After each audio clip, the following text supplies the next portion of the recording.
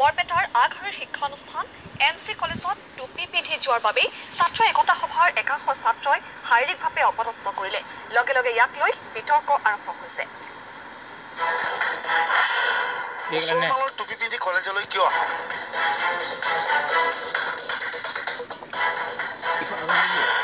বৰপেটাৰ মহাবিদ্যালয় মুছলমান ছাত্ৰক অপদস্থ।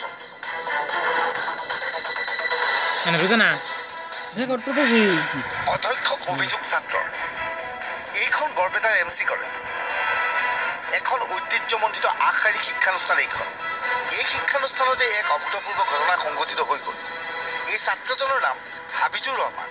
হাবিজুৰ বিজ্ঞান শাখাৰ ৩য় ছেমিষ্টাৰৰ ছাত্ৰ। হাবিজুৰে আন দিনাৰ দৰে কলেজলৈ বুধবাৰে টুপি পিন্ধি আহিছিল। ইয়াতেই ক্ষুণ্ণ হৈ পৰে একাংশ ছাত্ৰ। ছাত্ৰ একতা সভাৰ এজন বিষয়ৰ বাবে শাৰীৰিকভাৱে অপদস্থ কৰে হাফিজুৰক। এনে অৱস্থাত হাফিজুৰে মহাবিদ্যালয়ৰ অধ্যক্ষৰ আগত লিখিত অভিযোগ দিবলৈ বাধ্য হয়। লগে লগে এই ঘটনাক কেন্দ্ৰ কৰি বিতৰ্কৰ সৃষ্টি হয়। হাফিজুৰৰ মতে প্ৰথমে কিয় টুপি পিন্ধি আহে বুলি মহাবিদ্যালয়ৰ অধ্যাপকে প্ৰশ্ন কৰিছিল। ঘটনাটো মই যোৱাকালি কলেজত সোমায়ে জুলজি ক্লাছ হৈ আছিল। ক্লাছ হোৱাৰ পিছত মই ক্লাছত গ'লোঁ।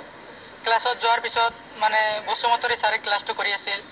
ক্লাছটো কৰাৰ সময়ত ছাৰে ক্লাছ শেষ হওঁ অৱস্থা, তেতিয়া ছাৰে মোক এটা প্ৰশ্ন সুধিছিল। প্ৰশ্ন সোধাৰ পিছত ছাৰে কৈছে, তুমি টুপি পিন্ধিছা, তোমাৰ কিবা অসুবিধা আছে নেকি? তেতিয়া মই ক'লোঁ যে মোৰ কোনো অসুবিধা নাই, তুমি তেনেহ'লে টপা নেকি?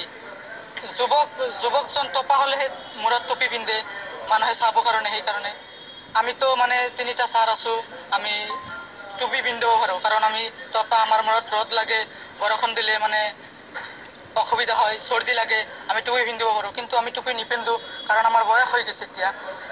এনেকুৱাকৈ কোৱাত তাৰপিছত ছাৰে, বসুমতৰী ছাৰ। এই ঘটনাক কেন্দ্ৰ কৰি উত্তপ্ত হৈ পৰিছে MC কলেজ।